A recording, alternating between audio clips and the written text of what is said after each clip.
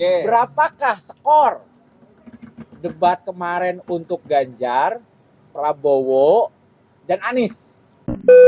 Ganjar sendiri ketika dalam debat bahwa dia sudah berusaha mencari data, dan salah satu data yang tidak bisa diakses adalah data Kemenhan. Saya pikir apa salahnya, nggak ada yang keliru. Saya pikir Pak Anies kemarin tidak marah-marah, tidak menyerang, ya kan? Menurut saya boleh dikatakan menyerang dan tidak etis itu ketika misalnya fisik, ya kan? Kemudian memfitnah.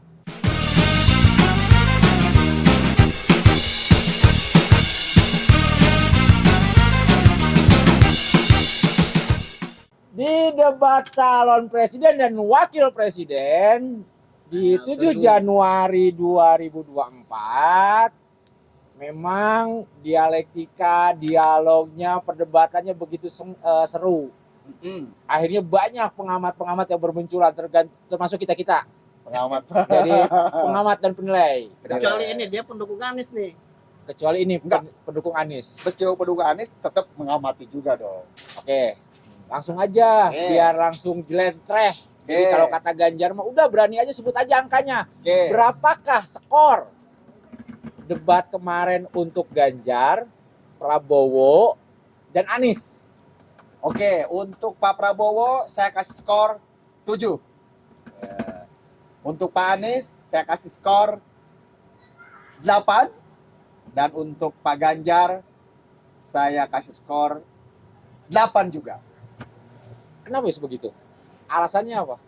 Satu Prabowo dulu, kenapa ngasih skor 7? Skor 7 buat Pak Prabowo sudah baik dalam menyampaikan, tetapi menurut saya masih ada yang kurang. Jadi tidak begitu jelentreh dipaparkan, diungkapkan capaian-capaian yang dilakukan atau yang dikerjakan Pak Prabowo selama menjadi Menhan. Padahal beliaulah yang paling tahu ya soal pertahanan, keamanan, dan hubungan internasional, ya kan? Itu yang pertama. Yang kedua, saya juga tidak melihat ke depannya mau seperti apa, ya sistem pertahanan, sistem keamanan, dan hubungan internasional. Tidak begitu jelentreh lah. Itu alasan saya memberikan nilai buat Pak Prabowo 7, kan? Betul nggak? Oke, sebelum lanjut ke skor yang tadi, alasan tadi, kan banyak akhirnya juga mempersoalkan bahwa Prabowo tidak bisa menyampaikan itu karena semua terkait dengan data rahasia negara. Enggak juga. Banyak data-data yang harus dimuncul. Buktinya hari berikutnya ada advertorial atau sejenis iklan di koran nasional yang memaparkan keberhasilan Kemenhan. Yang di debat tidak muncul. Ya, di debat tidak muncul, tapi ada di koran. Kan harusnya sampaikan aja saat debat. Kenapa tidak disampaikan ke publik? Itulah saatnya publik mengetahui pelaksanaannya seperti apa, programnya seperti apa, kekurangannya seperti apa, ke depan mau seperti apa. Malah ada di media cetak besoknya. Ini kan berarti ada apa gitu. Kenapa harus di media cetak? Kenapa tidak diungkap ke publik saat debat publik? Ganjar kenapa 8? Ganjar dengan Pak Anies sama lah 8. Karena Ganjar begitu fokus, begitu konsentrasi terhadap materi yang dia bawakan. Saya melihat Pak Ganjar kemarin apa pengaruh ini kali ya outfitnya ya. Jadi semakin Top Gun. Ya, Pak Ganjar lebih pede dalam menyampaikan, dan dia risetnya juga menurut saya cukup baik, ya kan. Dia pasti membaca lah literasi yang ada sehingga sangat luar biasa. Tetapi catatannya lagi, kalau kita melihat Pak Anies kan saya kasih nilai 8 ya. Ya. Karena ada keinginan yang disampaikan Pak Anies bahwa pertahanan, keamanan, dan hubungan internasional ini lebih mengedepankan kepada aspek humanis. Artinya man-nya, manusianya, manpower-nya yang harus dikuatkan salah satunya untuk menunjang pertahanan, keamanan, dan hubungan internasional. Seperti itu. Tapi banyak yang menyebut Ganjar good juga ya. Apa gara-gara di belakangnya ada mantan panglima yang baru fresh itu, Andika. Oh, Pak Andika. Jenderal Andika sama, atau karena ada Menko Polhukam? Ya bisa karena dua-duanya ya. Karena sebenarnya tersirat dari pernyataan Ganjar sendiri ketika dalam debat bahwa dia sudah berusaha mencari data, dan salah satu data yang tidak bisa diakses adalah data Kemenhan.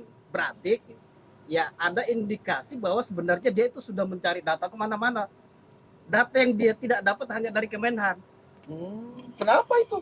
Ya tidak tahu. Ayo. Makanya mungkin karena faktor itu juga makanya Ganjar sangat good lah. Kalau saya sih Ganjar 8, Anies 7, Prabowo 6. Kenapa Prabowo? Kenapa 7? Saya ngasih Anies. 7 loh Prabowo. Ya Anies itu tuh. Prabowo maksud saya.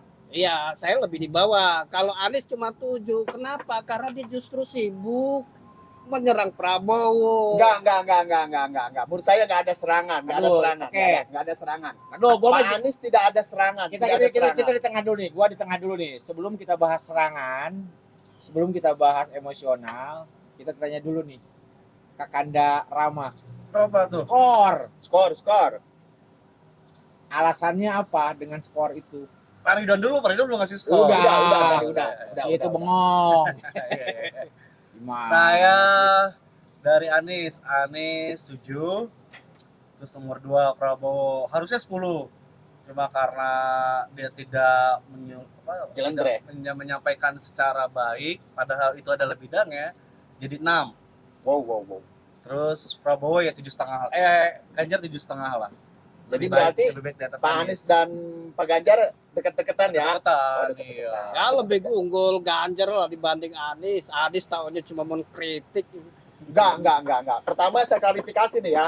Bukan menyerang, bukannya berkritik. Atau nggak apa-apa Enggak, tuh bukan. disebut penyerang juga emang kenapa? Yang lain kita nyebut Teman-teman penyerang. harus ingat, posisi Pak Anies dalam konstelasi Pilpres ini adalah posisi yang beda dengan dua kandidat itu. Kenapa beda?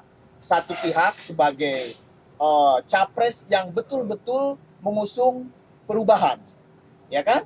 Sementara yang dua ini kan dalam tanda petik pengikut rejim yang saat ini berkuasa. Pak Jokowi mempertahankan kekuasaan. Tentu Pak Anies lebih agresif ya wajar-wajar saja. Dalam sebuah debat itu agresif wajar. Dan dalam tanda petik juga misalnya memancing-mancing lawan bicara ya kan untuk punten mungkin untuk emosi dan sebagainya. Saya pikir itu wajar. Biar hidup lah. Debat jadi hidup kan? Saya setuju yang namanya perdebatan memang harus seperti itu. Kalau tidak seperti itu, apalagi nanti diusungnya dengan doa bersama, berarti namanya pengajian. Pengajian. Bukan Oke lah perdebatan. itu, Iya, itu iya. benar. Tapi kan tidak mesti mengkritik begitu juga kali terlalu sadis dari awal sampai Oh, gitu. akhir. Jadi, Kerjanya mengkritik Anies aja tuh. terlalu sadis. Iya, Enggak. omon-omon manis jadinya kan. Enggak. Prabowo harus ingat ya. Pak Ridwan harus ingat. Pak Anies itu tidak hanya omon. Dia buktikan ketika dia jadi gubernur DKI kan. Itu bukan hanya omon. Pak Anies menguasai narasi karena dia sebagai akademisi yang terbiasa bercakap, bertukar pemikiran dengan mahasiswa, dengan akademisi yang lain. Jadi saya pikir itulah Oke lah, itu keunggulan Pak bisa Anies. kita terima, tapi yang banyak Enggak, saya masyarakat tanya nih, tidak saya tanya terima. ke Pak Ridwan. Yang dimaksud omon-omon itu apa omon? Ya termasuk itu terlalu Apa? banyak narasi yang disampaikan oleh Anies yang sebenarnya bagi banyak orang itu tidak masuk akal. Bagi banyak orang ya, ini bukan menurut saya nih. Apa misalnya? Terus banyak data yang dianggap keliru, ya termasuk Prabowo juga katakan keliru, tapi bukan pada persoalan itu menurut saya. Yang jadi persoalan saya titik yang perlu saya garis bawahi adalah dari awal dia udah langsung nyerang Prabowo sampai akhir. Nah, Anies itu sebelum jadi capres terkenal kalem, santun, diserang pun dia senyum saja. Lah kok di debat kayak gitu, berubah drastis gitu, tiba-tiba langsung nyerang. Bukan tipenya Anies, harusnya begitu secepat itu ke Anies berubah. Enggak. Coba ya, kalau dilihat kenapa sih Anies menjadi kelihatan dalam tanda petik songong gitu? Enggak songong.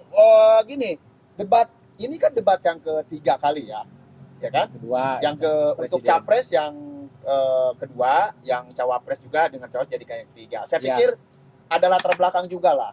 Teman-teman mungkin lupa ketika debat pertama capres ya kan. Punten ini buat para pendukung Prabowo kan. Maaf, Prabowo menjulurkan lidah gitu kan. Kemudian tolak pinggang sambil seperti Gini. kekanak-kanakan Gimana? gini gitu kan. Emang apa salahnya? Kemarin juga ada ketika Oh. diperingatkan oleh moderator seolah-olah meledek gitu kan. Prabowo tenang, Pak Prabowo tenang. Sambil begini-begini gitu kan. Emang kenapa?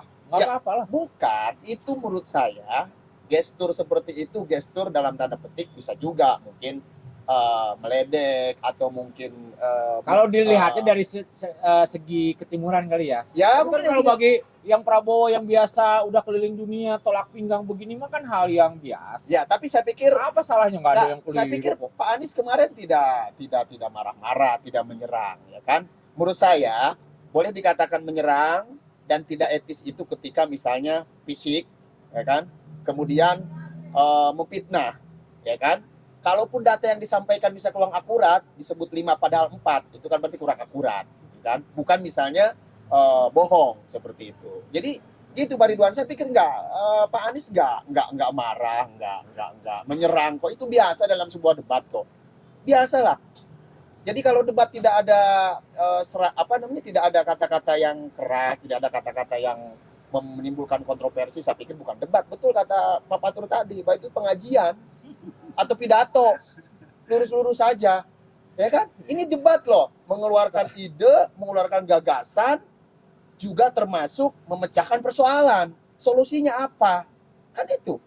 Ya menarik sih memang jadinya tuh, jadi hidup itu. Iya. Suasana pemilu atau pemilihan presiden di tahun ini agak sedikit punya wibawa. Ya. Gagasannya lahir, ide-idenya bermunculan, visi misi lebih strong dibandingkan sebelumnya. Strong itu antar pimpinan. Kalau dulu kan buset, yang pecahnya itu pertemanan pecah, keluarga pecah gitu. Kalau yang pilpres sebelumnya kan. Nah, sekarang saya sebagai pendukung Anies nih, mau nanya ke Pak Ridwan nih ya. Oke.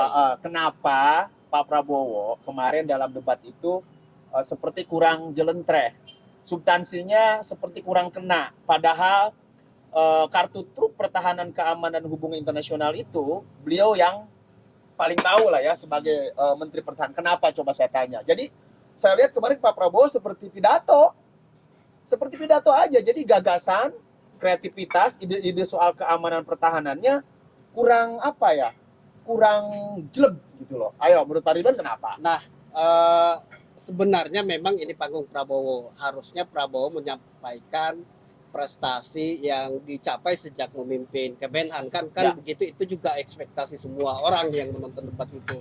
Tapi menurut saya itu terjadi, ya bisa saja itu sudah dipersiapkan oleh Prabowo, bisa jadi ya. Tapi karena dari awal udah langsung diprovokasi oleh Anies, akhirnya semua buyar. Faktanya kan setelah debat itu ada rilis gitu kan, Prabowo jumpa pers, kemudian dia menyampaikan data-data, harusnya data-data yang disampaikan pada saat jumpa pers itu yang disampaikan di debat supaya menarik. Iya. Nah, jadi kemungkinan atas provokasi Anies tuh dari awal diserang, jadi ya emosi naik, jadi lupa. Tapi begitu. sebetulnya kan substansi dari debat itu kan mengeluarkan ide dan gagasan serta bisa menahan, mengendalikan emosi. Kalau kita tidak bisa mengendalikan emosi, ya mungkin salah satunya tadi jadi konsep yang sudah tersusun, bahan-bahan yang sudah ada di kepala buyar, berarti tidak konsentrasi. Inilah soal teman-teman kan harus tahu, keamanan, pertahanan dan hubungan internasional itu sangat kompleks.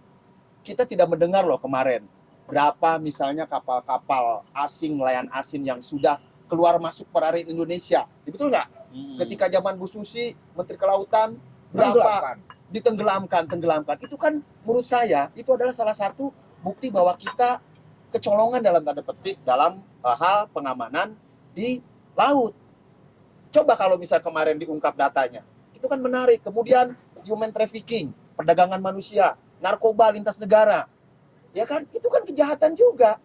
Jadi bukan hanya misalnya bicara pertahanan, kita bukan hanya bicara alat militer loh Pak Patur, tidak.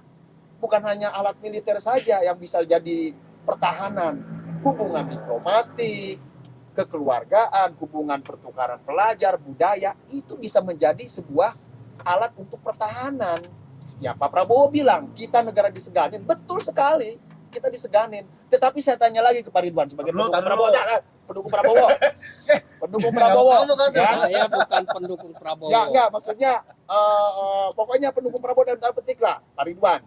Ada berapa negara yang sampai saat ini masih mendukung Papua merdeka? Banyak nggak? Saya tanya. Ada beberapa lah. Ya, kenapa itu terjadi? itu kan politik luar negeri ya. Kenapa Anies juga tidak menyinggung itu? Ya, nggak harusnya saya bilang itu salah satu yang dibahas. Artinya ada kekurang bagusan dalam upaya diplomasi kita, pertemanan kita dengan negara-negara itu. Ya kan? Kalau misalnya negara-negara itu baik dengan kita, pertemanannya bagus, kemudian hubungannya baik, mereka tidak akan mendukung soal OPM itu. Pasti mereka akan mendukung Indonesia, bla bla bla bla. Ah, ini nyatanya kan masih banyak yang mendukung. Berarti Tapi kan justru saya tidak sependapat dengan itu ya. Papua hanya bagian dari Indonesia, bagian yang memang tidak terpisahkan, tetapi itu hanya salah satu bagian. Ada banyak bagian yang lebih besar yang seharusnya menjadi perhatian pada saat debat. misalnya, Anies misalnya sempat menyinggung soal data privasi, soal apa Hacker. hacker. Sebenarnya itu menarik. Ya. Di pengantarnya oke, bagus, harusnya itu dikembangkan pada saat debat, tapi karena Anies itu justru sibuk nyerang Prabowo, ya akhirnya juga buyar. Anies tidak konsisten. Harusnya itu yang dikembangin, ini strateginya untuk menangkal itu begini, kita siapkan ini itu harusnya Itu yang diungkapkan oleh disampaikan Pak Anies. Ya, itu di Itu awal sebagai diungkapkan bahwa pengantar memang doang, tidak ada pengembangan. kejahatan atau keamanan cyber juga penting ya, kejahatannya ada, Iya, keamanan itu juga di ada, awal, gitu tetapi loh. pengembangannya nggak ada. Tapi secara saya juga rinci. menyayangkan sih dengan gaya Anies yang seperti itu, yang tadinya sudah sangat soft banget Iya, di para sopan. pemilih, Oh. sopan, terus dia orangnya rendah hati Oh, gitu. Kemarin juga masih tetap kok beliau. beda Oh, banget. Beda banget jauh, Bos. enggak. Ya itu menurut Bukan, maksudnya teman-teman aja. Bukan penilaian, tapi kan berdasarkan hasil survei pun akhirnya yang dikeluarkan sama Litbang Kompas, apa yang dilakukan Anies kemarin itu justru menurunkan citra dia. Enggak. Anies sudah jadi, sementara kan kita tahu sendiri ya, masyarakat kita siapa yang terzolimi maka itu yang dikasihani. Enggak. Akhirnya itu- Prabowo yang dapat. Itu Tega banget ya Anies, katanya Kata siapa? nyerang gitu. kok Anies Oh. jadi nyinyir begitu. Iya. Aduh. Pakai Enggak kafe. ada nyinyir loh. Nyinyir Ya, apa aja, Pak? nyinyir lah begitu. Nyinyir apa? Jelas nyinyir. Ya nggak apa-apa Itu nyinyir. mah juga namanya dapat nyinyir. perdebatan ya nyinyir pasti ada nyinyir. Enggak ada nyinyir, enggak ada niat Pak Anies untuk merendahkan Pak Prabowo atau calon yang lain, enggak ada itu, enggak ada ya. Enggak ada. Anies itu sangat luar biasa, dan konsep-konsepnya, ide-idenya dalam debat itu saya pikir ya luar biasa seperti itu. Sekali lagi dibandingkan Pak Prabowo yang memang mungkin buyar, konsentrasinya hilang sehingga fokus kepada substansinya meleset seperti itu. Padahal beliaulah yang harusnya lebih tahu soal pertahanan dan Ya keamanan karena di kemarin nasional. itu dianggap nyinyir, akhirnya muncul omon manis, muncul Anies itu tidak tahu diri, diusung oleh Prabowo di DKI Enggak Jakarta, lah. tapi justru nyerang dari belakang. Apa itu? Kalau gitu? soal- Tapi hebat sih, akhirnya menarik. Prabowo tetap akhirnya mampu di setiap panggung perdebatan melahirkan gimmick-gimmicknya lagi, muncul omon. Sementara Ganjar mau mencoba melahirkan gimmick dengan memakai Top Gun, oke lah, kemarin ada dapat hati ya dari responden gitu, dapat hati dengan pakaiannya itu yang meskipun ya Ganjar labil pakaiannya dari garis-garis, dari putih sekarang hitam. Enggak konsisten. Iya, nggak konsisten. Ada yang menarik sebenarnya dari Ganjar itu, cuma tidak di apa Expose. namanya no utang no usang. No Itu utang, no sebenarnya menarik tuh, tapi saya nggak tahu kenapa. Nah, iya terkait utang. Buzzernya Ganjar sekarang sudah beralih. Ke Saya kaget Menurut loh. informasi yang saya terima, capres lain. dia Tapi pindah itu ada kita yang bahas di Anies. segmen selanjutnya Oke, aja kita ya. bahas di segmen selanjutnya.